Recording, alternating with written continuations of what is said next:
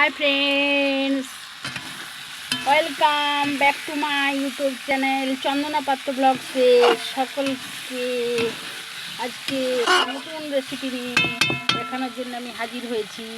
এই সিজনের দুর্দান্ত সুস্বাদু ডিলিশিয়াস তরকারি ইঁচড় আলু কারি।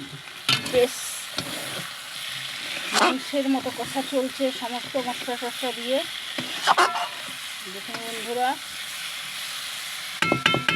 আমার চ্যানেলটিকে ফলো করুন, সাবস্ক্রাইব করে পাশে থাকুন। দেখুন কষা চলছে, অনেকক্ষণ ধরেই কষা হচ্ছে।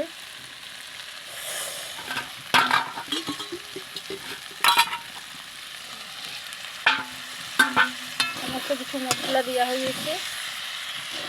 তারপরে কিছুক্ষণ কষার পরে আমি জল দেবো।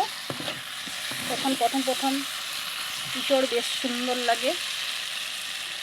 আমার ইঁচড় কারি দেখুন লক্ষ্য করে কাঠের চুলোয় কষছি, অনেকক্ষণ ধরে কষছি। প্রথমে মশলাটা কষে নিয়েছিলাম। দেখুন বন্ধুরা,